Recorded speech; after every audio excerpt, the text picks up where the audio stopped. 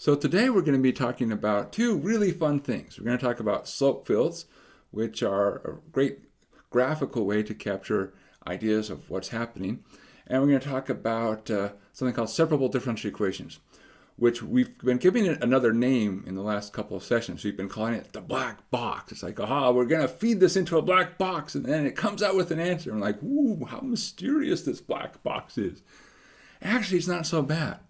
Among all the black boxes that we have to open during the course of our class, it's probably one of the easiest to do. So it's going to be good stuff. So let's get going. The first thing we're going to talk about, slope fields. Now suppose we have a differential equation, y prime equals f of xy.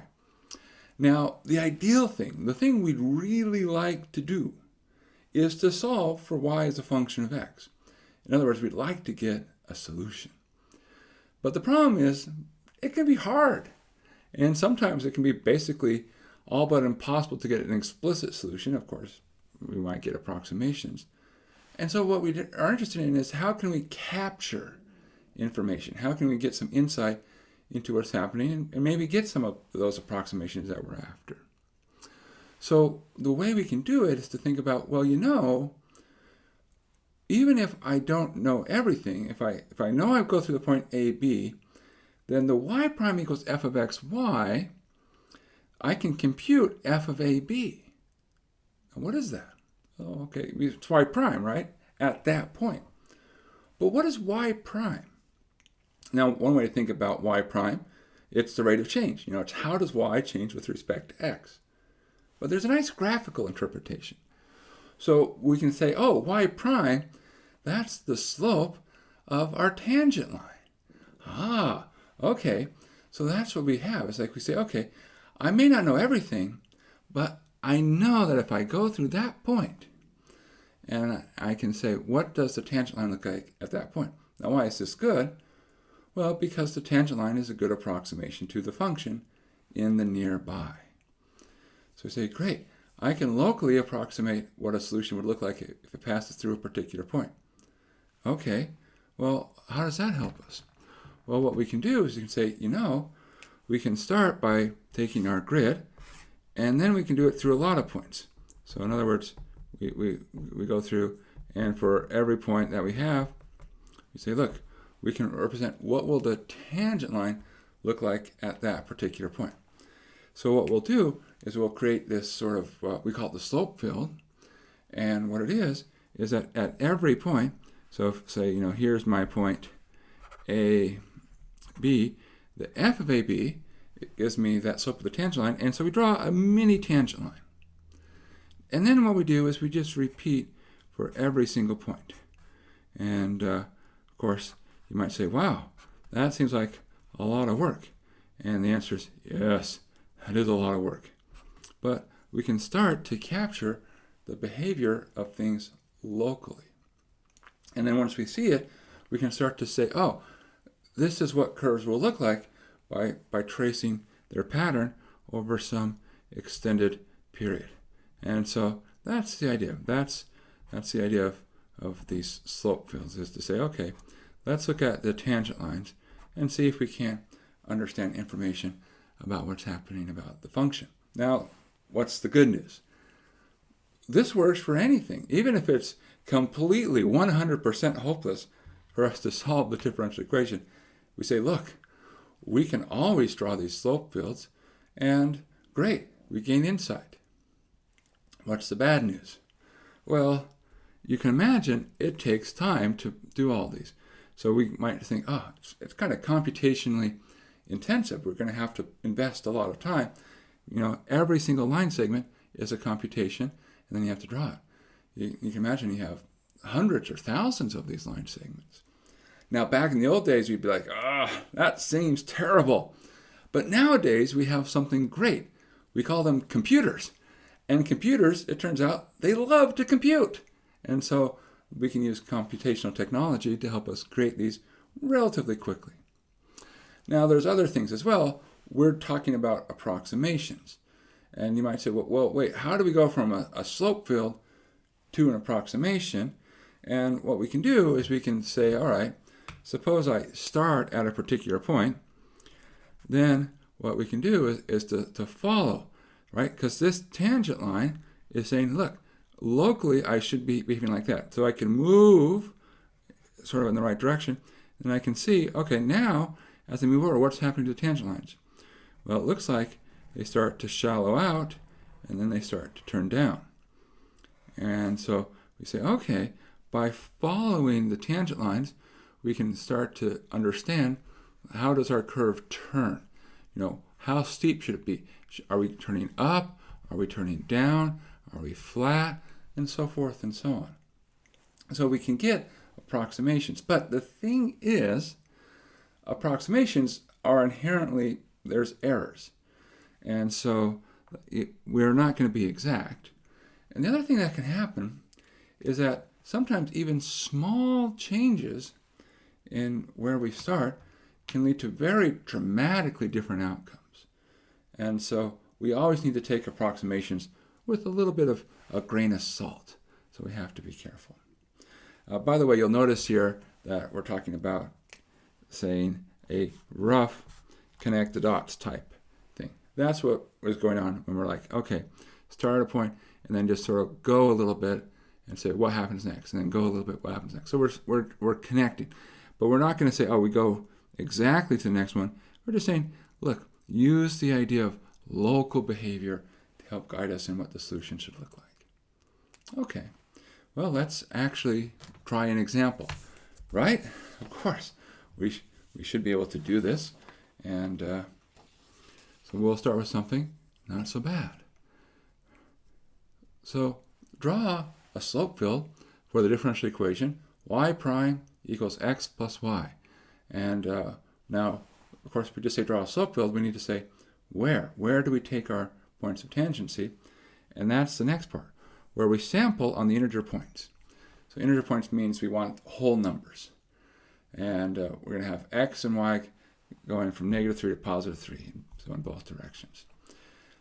That's a lot of points, actually. In fact, it turns out there's 49 points. And so we're going to have to draw 49 tangent lines. Now, oftentimes that's a lot of work, because that means we'd have to do 49 computations. But in this case, y prime equals x plus y, it's not so bad. We can actually do this without too much work. And we'll have to do some. Don't get us wrong. We'll have to do some. But, all right, why? Well, let's start. Let's start at the origin. 0 is 0. That's really nice. You can't get much nicer than that. What can we say about y prime at that point? Well, it's 0 plus 0. So y prime is 0, which means that our tangent line has slope 0 or it's flat. So we're going to draw a little tiny line segment. There we go. Now, tiny because we're going to draw a lot of these line segments, and so we don't want to get too crowded, but also tiny to remind us I can only say about what's happening in the nearby. So the fact that it's 0 here doesn't give me a lot of information way out here. It just says locally, nearby, it's 0. Now here's where we save ourselves some effort. We say, any place where x plus y equals 0, that's going to have that same slope. Namely, it's going to be flat. So where does x plus y equal 0? It's the same as y equals minus x. So along that line segment, it's always going to be flat. So that allows us to fill in on some additional points. Say, all right, great. We have lots of flat line segments as we move along. And there we go. All right, great. That's 1/7. We've made great progress. Now, we can move a little bit. Let's say over to this point. X equals 1, y equals 0. Okay, well, 1 plus 0 is 1, so our slope is 1, which, all right, that's 45 degrees, right? Going straight up. So, slope is 1. But again, anywhere where x plus y equals 1, slope is 1. So we can move across. So we have a lot of places where we have slope 1. Now, x equals 2, y equals 0, that's 2 plus 0, slope is 2. A little bit steeper slope. All right, and again, we move as we come along here, and we say, all right, great, all have slope 2, and you see where we're going to be going. 3, 0, slope 3, even steeper. All right, great. Then here, 3, 1, slope is 4, even steeper. And of course, when we start getting pretty steep, it's kind of hard to tell. But then you have slope 5, then you have slope 6. So it's our slopes are getting steeper as we come up into this portion. All right, well, now we've got to go to the below part. Negative 1, 0. All right, that's the slope of minus 1. So that will look like that. And then we're going to be the same slope all along that same line. And, okay, great. Negative 2, 0, slope of negative 2. So that'll look something along the slope. This negative 2, whoop. And here will be negative 3, negative 4, negative 5, and negative 6. And there we are. So here is our slope hill. It's a collection of lots of tiny tangent lines. That's what we really have, tangent lines. And tangent lines are saying, hey, what's your local behavior? How are you doing? Now, where do we go with this? Well, what we do is we can say, let's look at it and see if we can understand. So there's a couple things that seem to be happening. Now, one thing that jumps out to us is it looks like there's this line here. See, right along here. Now, that looks like it should be a solution because it just seems everything lines up in a nice way. Well, let's think about what that line should be. It's a slope of minus 1, and it crosses through minus 1. So that suggests, maybe y equals minus x minus 1 is a solution. Let's check. So what would y prime be? Well, that would be, take the derivative here, and you'd get minus 1. All right. What would x plus y be? Well, that would be x plus minus x minus 1. And then the x and minus x cancel, and you get minus 1. And we're like, what? They're equal, which, of course, that's good, because that means that we satisfy that differential equation. So, yay, we found a solution. Of course, that's not the only solution. There should be many. But we found one, right? And once you find one, it's like, we've started. We've started. Okay, can we find any others? Well, let's suppose I'm, say, somewhere like right here. What's happening? Well, as I move to the right, I'm flat, but I can see I should be curving up. As I move to the left, it looks like I'm flat, but you see how it's starting to pivot? And so, again, I'll start to turn up and do something like that. Okay, well, let's try one below. What do we see?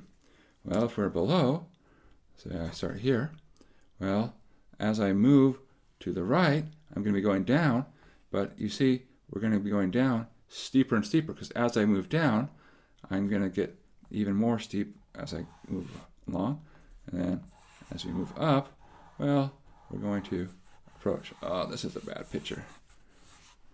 All right, well, that's what happens when you do approximations. You get bad pictures. I tried to make it, see, you can tell initially I wasn't following the tangent line. See, I kind of went too far over. I should have been more directly down. All right, so, well, practice, right? The more we practice, the better we get. So, great. So there we go. And we can see we definitely wouldn't want to do this on too much of a big scale. And we would definitely want to avoid things which had a complicated expression. But maybe we say, okay, this is about the best tool we have. How can we get better information? So how can we improve this diagram? What's something we can do? Well, one thing we can do is you can say, look, part of our problem is that we're sampling right now at the integers, so there's kind of these gaps.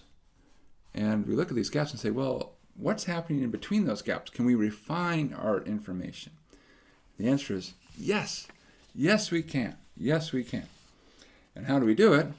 Well, the answer is we just take more samples. The more we sample, the more we have information about what's going on. So this diagram is roughly about the sampling that we did in just the handmade one. And so we can get a sense of, well, how did we do? I think we did pretty reasonable. If you compare it to what we did, we can do that. We have space here. So if you just say, all right, does this look roughly about the same? And yeah, it's not bad, not bad. But of course, what we can do is we can just take this and sample at more points. And that's, here we double the number of points we sample at. Here, we triple the number of points. Here, it's a multiple of 4. And so the more we sample, the more we can really see this emergence. We can definitely start to see this flavor now. We still have that same line, y equals minus x minus 1. That's still there. And now you can see, yeah, oh yeah, we come off and we turn up. And that's much more clear. And here we can see, oh, we come off as we go and we go down. So the more we sample, all right, the more information we have and the better our approximation can be. And so that's where we go. Now, we can, of course, take this a little bit further. Here's one which is even more sampled, but in addition to that, we've drawn some curves. Now, these curves are not approximations. These are actually explicit solutions. And so you might notice, okay, one of them is the minus x minus 1. All right, sure, we saw that one before. And what are the other ones? Well, it turns out that we can solve this explicitly. And so all the solutions to this differential equation, if y prime equals x plus y, then they have the form y equals minus x minus 1 plus some constant e to the x. So that's what every single solution looks like. And so that's great. Now, I want to recall something we said a little while ago, and that is, hey, even small changes at the front, so notice all these curves are pretty close over here, but you move over there, they're very spread out. And so that's the idea that, oh, small changes in our initial point can lead to very dramatic outcomes later on. In some cases, now, there are also situations where the opposite is true, where large changes initially can lead to small changes later on. So just always take approximations with a grain of salt. So ideally, when we're looking at approximations, one of the things that we should try to answer is to say, okay, here's our approximation, and how good is it? We'll talk a little bit more about this when we get into numerical approximation, which we'll just sort of briefly touch on as we pass by. One more thing here. There's this nice little note at the bottom. It's a pro tip, right? And we're pros. We want to know these things. And it says the following. If you have a nice differential equation, then different solutions cannot cross. And so what is this referring to? There's a couple of things going on here we need to parse. First off, there's the, what do we mean here by nice? All right, we should talk about that. And why are we caring about this statement? Well, what it's saying here is that if you have a slope field, or even if you're just talking about the solutions to a differential equation, then if you start with something that's reasonable, one thing that should not happen is where you have one solution that maybe is doing this, and a different solution which will do something entirely different. So something like that. So in other words, your slope fields, when you draw your solutions, you shouldn't have anything crossing each other. So there's a point where it crosses. So first off, let's talk about what do we mean by nice, and then why can't it happen? So the nice comes back to our discussion that we had in a previous session. And what did we talk about? Well, for us, our nice would be something where we have our f of xy is continuous. And remember that says, hey, if it's something is continuous, then there's a solution. at least 1. And then there was a second point, namely if partial f partial y of xy is continuous. So this is something, these 2 points together, we would say we have a nice differential equation. And what did nice imply? Well, this implies unique. In other words, we cannot have 2 different solutions passing through a point. And notice, if we have things crossing, then if this represents our initial condition, we have 2 solutions not unique. And therefore, it can't be nice. So here's something which is nice, y prime equals x plus y. So that's why if you follow this curve, for instance, this curve cannot cross somehow eventually and end up below. No, I can't cross anything. So all the solutions that start above minus x minus 1, in other words, that are up here, always stay up here. All the solutions that are down here always stay down here. You cannot cross because this is a nice differential equation because here's your function and that's continuous and the partial derivative is continuous as well. So, all right, something to think about. All right, well, let's do some practice. And when we practice, there's not much we can do with slope fields. We can generate them. That takes a bit of work. But what we can do is we can use the slope fields to get some approximate solutions. So we're going to do visual approximations, if you will. So here we have a nice differential equation. Y prime equals sine of y minus cosine x. And on a side note, this is a nice one, right? Because these are nice functions. They're continuous functions. You take partial derivatives, continuous. Life is good. Life is wonderful. We like these.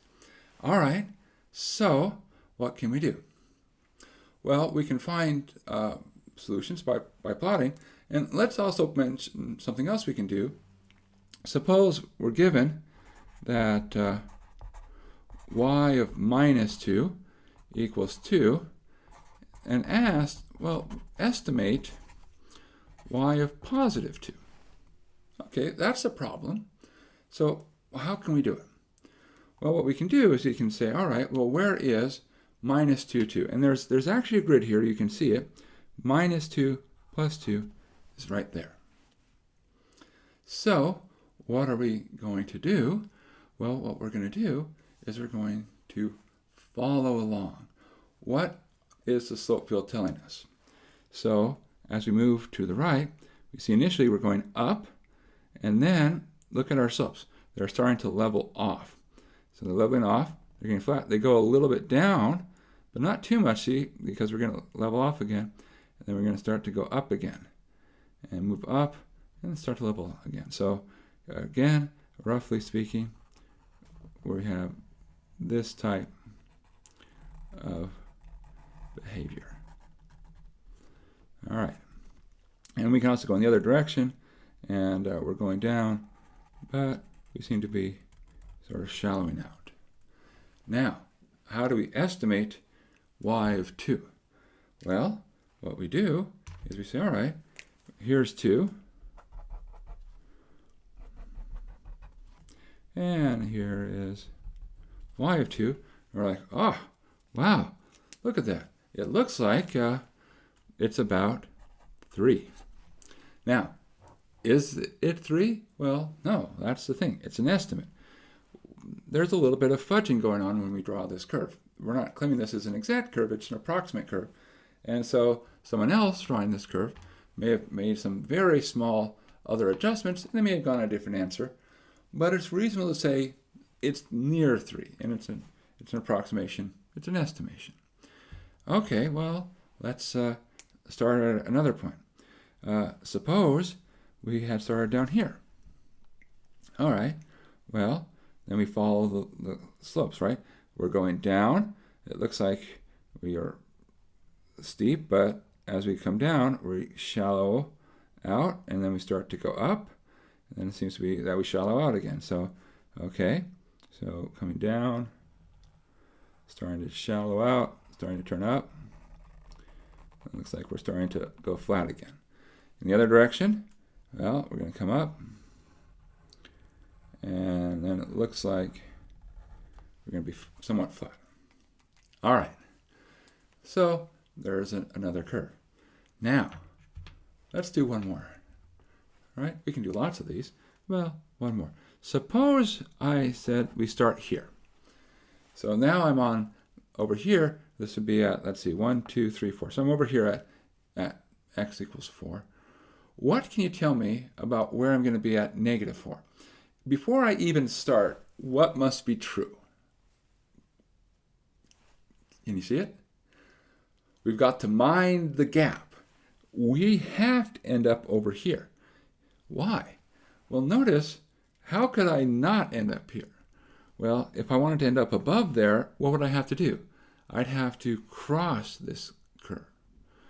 Or if I ended up below, I'd have to cross this other curve. But we've said this is a nice differential equation. We can't cross. And so since we can't cross, we're going to have to end up shooting into that gap. Well, let's see. Does that seem to be what happens? We come down, we start to level off, we start to go up. Looks like we level off again. We start to come down, and it looks like we start to level off. Yeah, seems to work out. Great. All right, we have the philosophy, the principles in play. So, and of course, we could go and draw many more. All right, well, there's one. Let's do one more. Just practice, right? Practice doing it. So here we have the following slope field, all right, and we want to graph some approximate solutions to the differential equation y prime equals x squared minus y. Now this is another one that we could solve. We don't have all the tools yet, but by the end of the course we will. So it's coming. Soon we'll be able to solve it. And so just wait. All right, so again, we'll just follow along, right? So the philosophy, pick a point to where to start. Usually it's given to us. And then we say, okay, look, what are the slopes telling us to do? And how does the slopes change as we move? So here, we're actually almost flat, but it looks like we should start moving down, all right?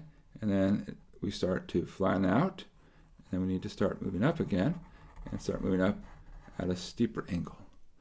And coming back over here, say, okay, well, we have to come down, and pretty soon we have to go down at a fairly steep angle. And there's a solution. And, well, of course, we can draw other solutions.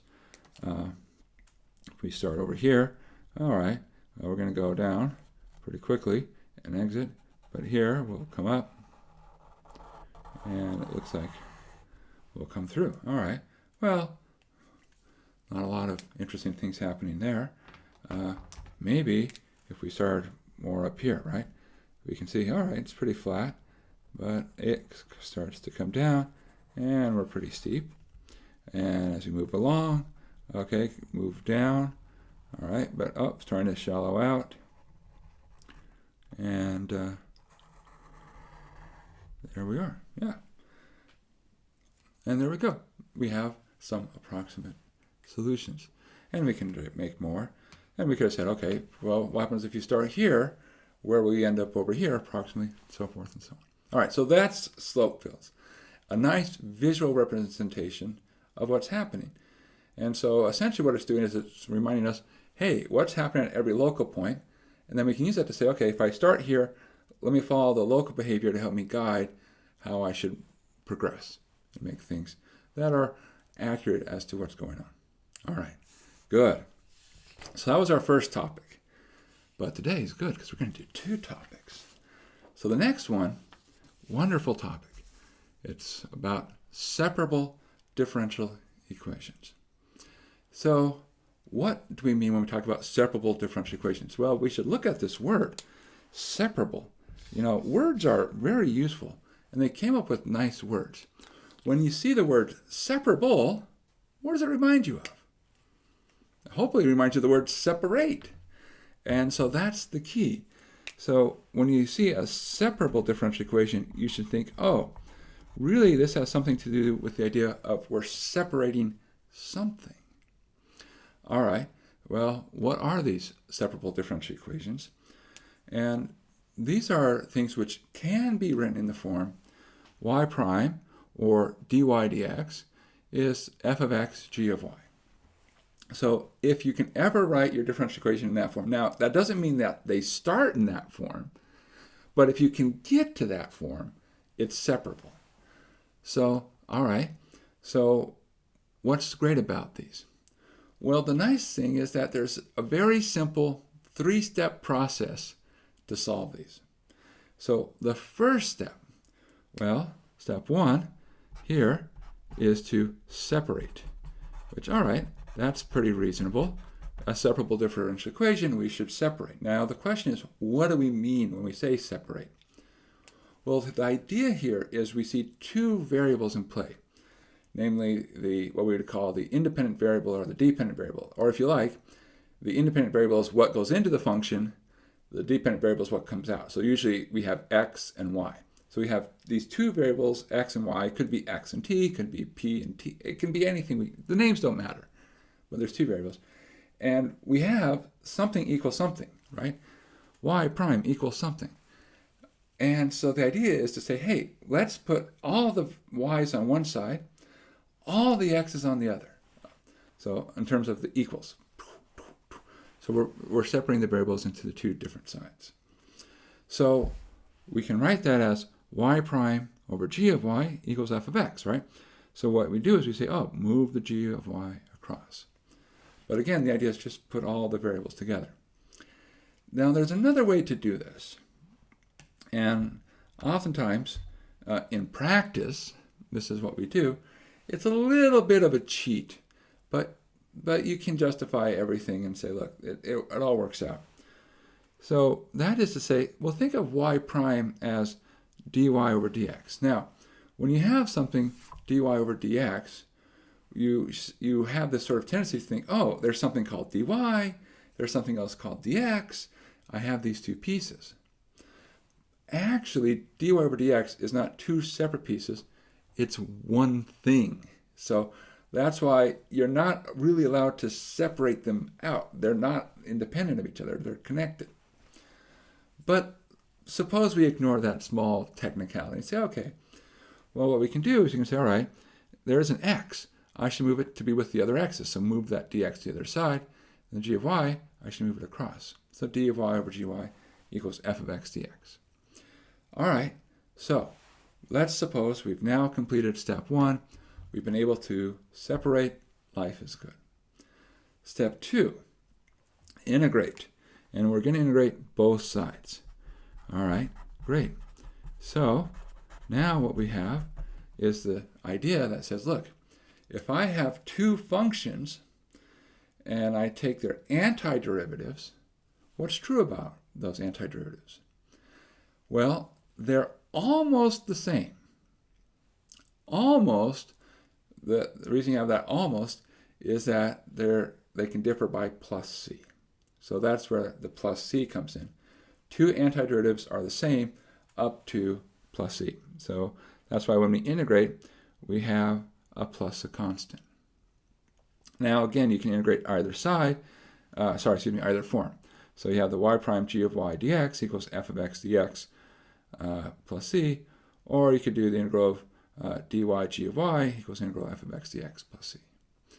Now, at the end of the day, it's basically the same work. And you might say, well, wait, how do you integrate y prime over g of y dx? Well, because what's happening here, we can make a little side note, is really, it looks like this. It's the integral of y prime of x over g of y of x dx. Because we're really thinking of y as depending on x. And now you do a substitution, u equals y of x, and then du, well, that becomes y prime of x dx. And we say, oh, well, great. Look, the y prime of x dx, that becomes our du, and then g of y of x becomes g of u. And now say, hey, that's basically this, because it's basically this. And that's why when we do our abusive notation, it's not so bad. There are more serious ways that we can abuse notation. All right. Now let me ask you another question. We said that when you look at antiderivatives that they differ by a plus c. But maybe we have this perspective. It's like, okay, we take the antiderivative over here and we take an antiderivative over there.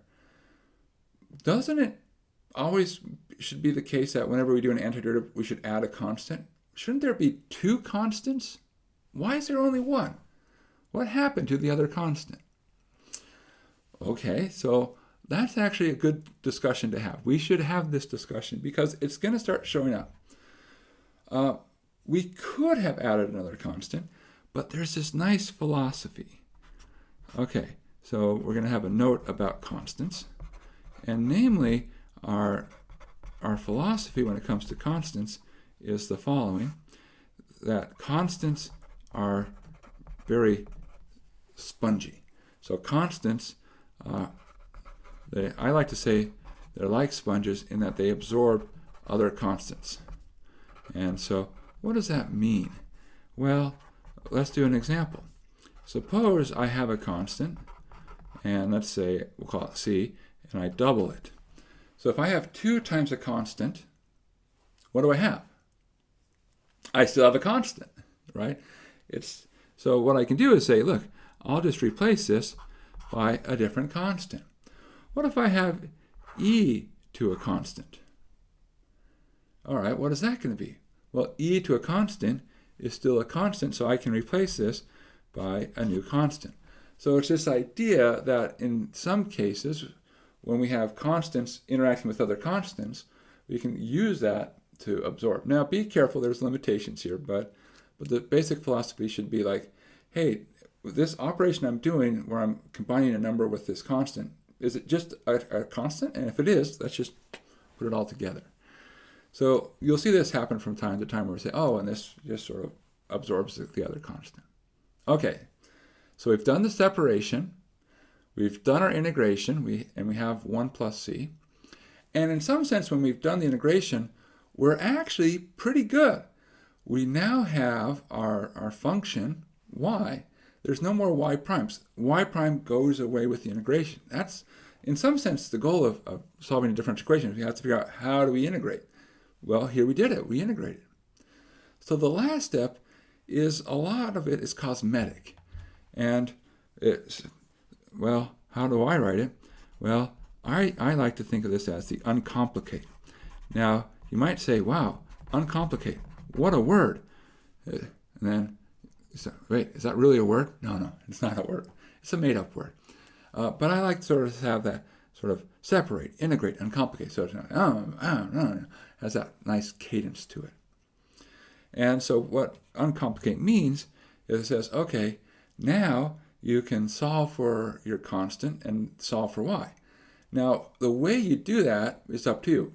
And by that I mean you can either get the constant first using initial conditions, and then you can get y by itself, or you can get y by itself and then solve for the constant. I will add, there are limitations. There are some expressions where we cannot get y by itself. That's okay. In that case, what we'll have is we'll have what we call an implicit solution. So an implicit solution is one where we say, well, we have a relationship that connects x and y, but we don't necessarily have one where we can get y by itself, but that still helps us understand how y and x are connected. So we're still pretty happy if we get an implicit relationship. So that's the idea. Remember, separate, integrate, uncomplicate, and we're good to go. Time to do some practice. Practice is good. And we'll see, once we get the hang of it, it goes pretty quick. All right. So here we go. Let's find the general solution for x squared plus 1 times tangent of y times y prime equals x. All right. Now, before we start, what technique are we going to use? And of course the answer is, hey, let's treat this as a separable differential equation, Steve. And I'm like, oh, pretty good. And your response is very natural because that's what we're practicing. That's what we just learned. But we have to be careful that we don't rely on the fact like, oh, I just learned a technique, so I'm going to use that technique. We want to start getting comfortable with the idea of saying, hey, how do I know which technique to use? Because when we're on an exam, we're not going to have it say, oh, you should use this technique on this problem, you should use that technique on that problem. On an exam, they'll just say, solve the problem using any technique that fits. And there are situations where different techniques can work, where you might have 4 or 5 different possibilities, depending upon what happens, or sometimes you just have one. And of course, what you want to do is be able to recognize, all right, what technique can apply. So how do we recognize separable differential equations? Well, the key is, can you do that separate state? Can you see a way that says, oh, I can put all the x's on one side and all the y's on the other side? And if you can, you say, that's separable. So if we look here, hey, I see that x squared plus 1. I can move it across, and then everything over here is a y, everything over there is an x. All right, life is good.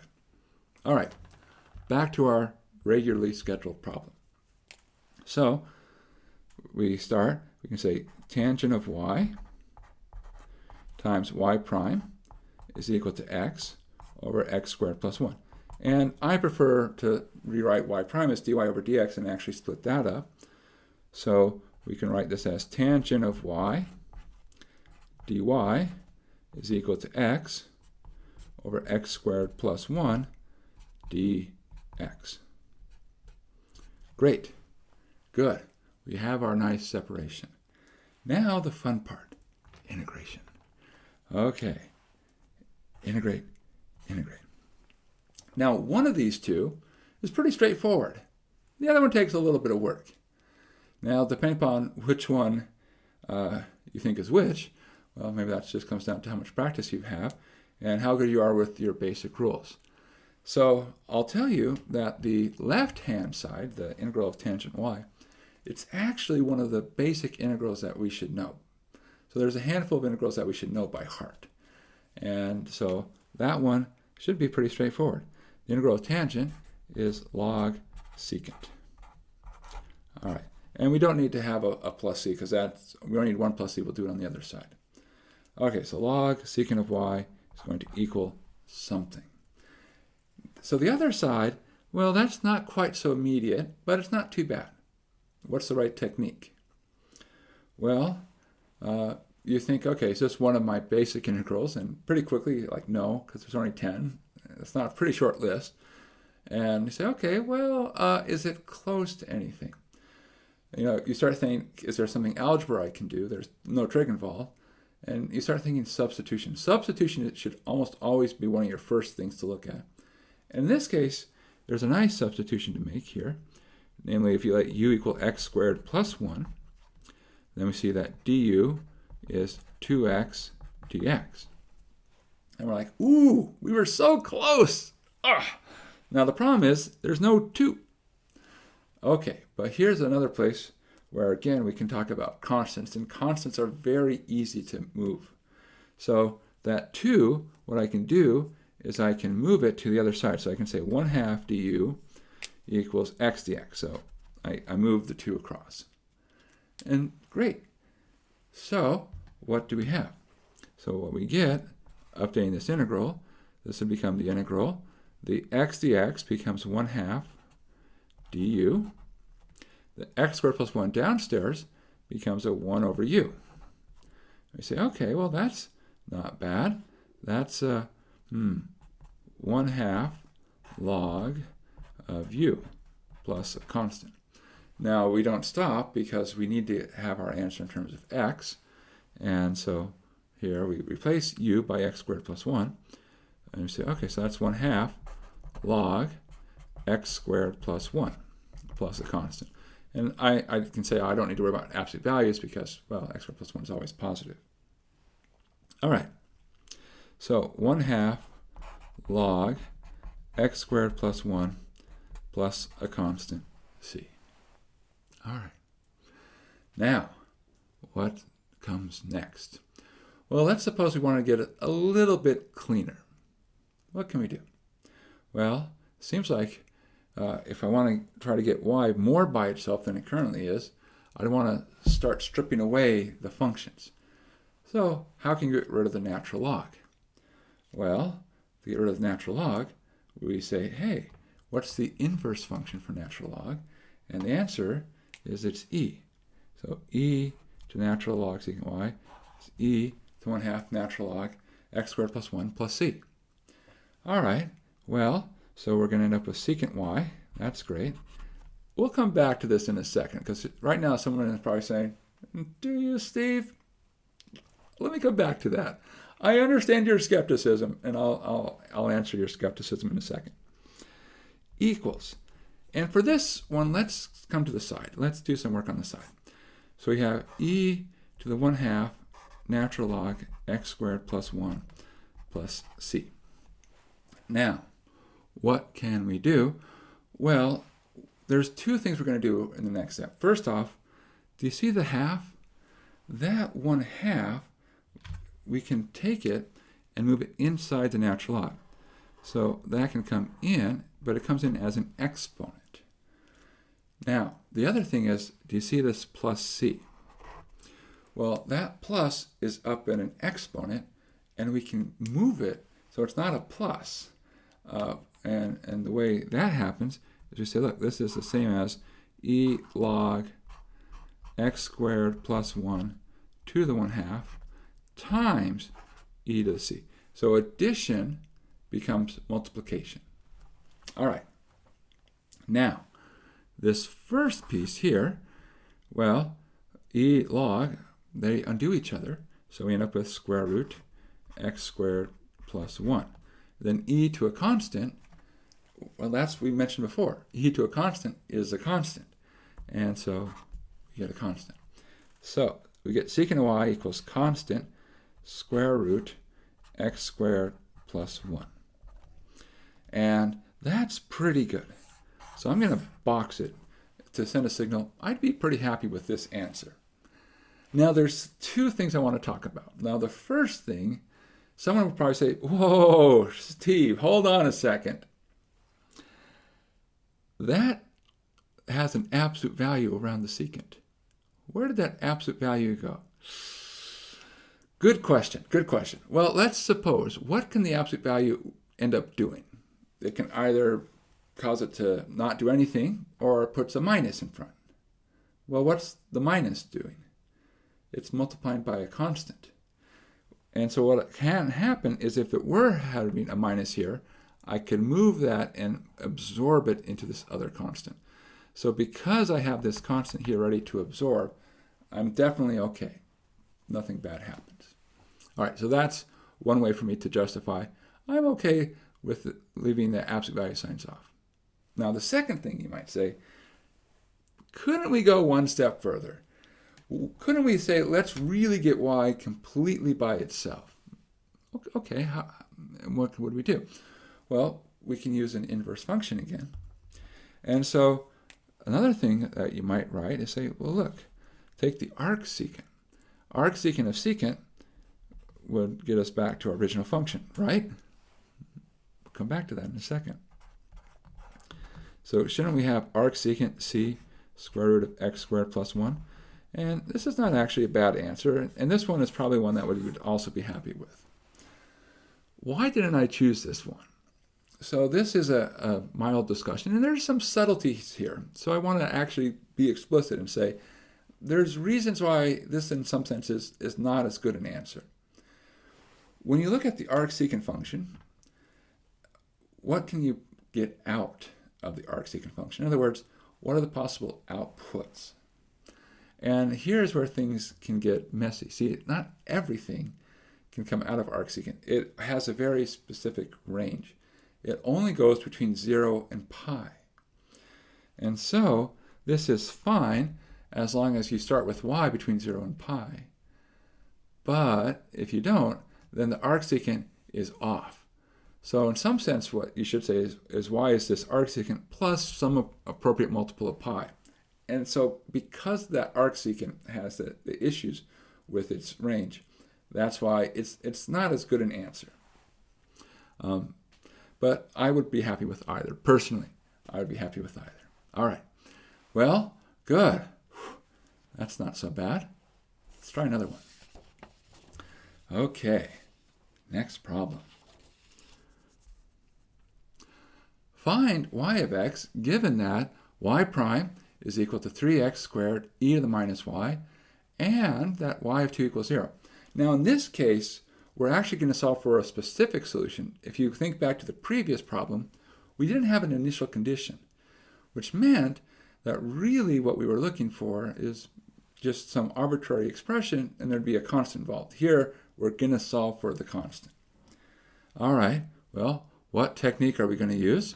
Yeah, we're going to use separation, right? Because we can see if we move this e to the minus y across, then we separate the variables. So it's a really strong candidate.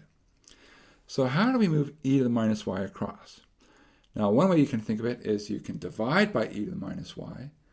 Another way to think about it is that you multiply by e to the positive y. So we say, all right, e to the y times y prime is equal to 3x squared. Or e to the y dy is equal to 3x squared dx, because we think of y prime as dy over dx. And now we're like, wow, this is great. Wow, we like this one. Definitely less tricky. Okay, integrate. Integral of e to the y. We love the exponential function. It's a wonderful function to work with. Integral of 3x squared, x cubed, and then, of course, don't forget, plus a constant. And now we have a choice. We can either solve for the constant first, and then solve for y, or solve for y and then solve for the constant. Now, I like to sort of take a peek at my values and say, okay, would it be pretty straightforward to solve for the constant now? Or does it make sense to wait? And I look at my numbers, x equals 2, y equals 0. That's what this is saying here. So yeah, that's pretty good for this expression. So let's solve for the constant. So we know that when x equals 2, y equals 0, again, that's just what this is saying. What do we get? Well, we get e to the 0 equals 2 cubed plus c. All right, well, 2 cubed, 8, e to the 0, 1. And so this lets us conclude that c is negative 7.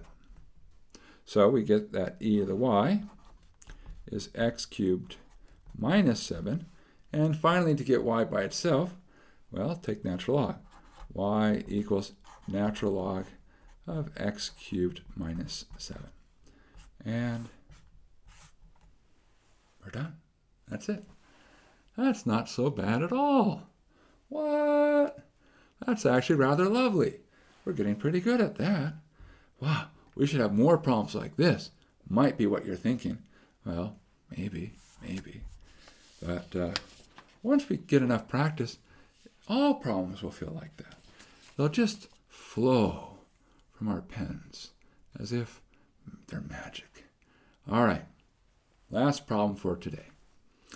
Find y of x given that y prime is equal to x over 2y plus 4 and y of square root of 7 equals 0. Okay, so we say, all right, this seems not so bad. We see, okay, there's this 2y plus 4. We can move it across, and that will separate things. So separable differential equations looks pretty good. So we can say, all right, 2y plus 4, y prime equals x. Or we could have written this as 2y plus 4 dy is equal to x dx. All right, now that's the separation. That's usually pretty quick. Usually, right? Okay, what comes next? Well, the next is integration. So integrate. Integral of 2y plus 4, y squared plus 4y. Great. Integral of x, 1/2 x squared, and then always remember there's a constant somewhere, so plus c. Well, let's solve for our constant. We have some inputs here, so we know when x equals square root of 7, y should equal 0. All right, y equals 0, that makes that side very straightforward. Okay, so 0 is equal to 1/2 times square root of 7 squared. Okay, that's 7/2 plus our constant c. All right, well, that says our constant c should be negative 7/2. Good. We've solved for c. Woohoo! Yes. All right. So y squared plus 4y should be equal to 1/2 x squared minus 7/2. All right. There we go. Now, what do we want? We'd like to solve for y. And that's what we're going to do. We're going to do that as best we can. And so now we start thinking to ourselves, how do we do it? How do we do it? So, it's not so clear, right? We have a y squared plus 4y, because that's 2 y's. What do we want? We want 1 y. We want to get down to a single y. We want 1 y to find them all, right? And that's what we want. So how do we get down to 1 y? Well, in this case, it's a quadratic. And so we say, okay, all right. What we can do is use properties of quadratics. Now, we could do some crazy things like solve quadratic formula, or we could say, y squared plus 4y is very, very close to a perfect square. And so let's see if we can't make it a perfect square. So what would we do? Well, what would I need to add? I have this nice gap here, almost as if I was anticipating it. I've done this one before. Okay, so what do I need to add here to help sort of put it over the top? Well, completing the square says if the y squared has a coefficient of 1, take the middle term, divide by 2, square it, 4. So we should add 4. Now, if I just add 4 there and do nothing else, I've changed the relationship. It's no longer what I started with. So what I need to do is somehow find a way to balance it out. Now, one thing is I could subtract 4 automatically. Another option is I can add 4 to the other side. So these 2 plus 4s, I've done nothing. So I'm okay. But, of course, saying I've done nothing is a little bit misleading. We've done a good nothing, a nothing that helps us solve. And how so? Well, notice what happens. On the left-hand side, we started with y squared plus 4y, so we had 2 y's showing up, and now it's y plus 2 squared. 1 y. 1 y to rule them all. 1 y to find them. 1 y to bring them all, and in the light of algebra, bind them. Yes. Okay, equals 1/2 x squared minus 7/2 plus 4 plus 1/2. All right, so now that we're down to 1 y, this is great. Now it's just keep peeling off the layers. Okay, so we get y plus 2 is taking the square root 1/2 x squared plus 1/2, and plus or minus, right? And that tells us that y should be minus 2 plus or minus square root 1/2 x squared plus 1. I'll just pull out 1/2. All right. Now, is this our answer? And why not? It's not our answer. The problem is that plus minus is saying, oh, there's like 2 different possibilities. But we should have one answer. Okay, so we need to figure out which one of these 2 is the right one. So the question is, do we pick the plus or do we pick the minus? Is it arbitrary? And if not, how do we decide? So there has to be something which helps us figure it out. Do we have anything? We do have one thing. We have this initial condition. Now you might say, well, Steve, we already used that. That's how we solved for C. But now we can use it again to help us make a decision. Because what do we see? We need to be able to have it so that when we plug in square root of 7, we get 0 out. So do I do the negative 2 plus something, Or do I do the negative 2 minus something? Well, if I do negative 2 minus something, I'm never going to get to 0 because it's going to be even smaller than negative 2. So the only way I can get up to 0 is if I use the plus. So our initial condition comes in a second time to help us make our decision about what we need to do. Woohoo! Yay for initial conditions. So we now know it's the plus. So our final answer, y is negative 2 plus the square root 1/2 x squared plus 1. And now that's the answer. And we're done. Wow, what a great day. We had some fun. We did some practice with separable differential equations, but be ready for our next session because we're going to do a lot of separable differential equations. And so we're going to fly through next time. All right, hope to see you again soon.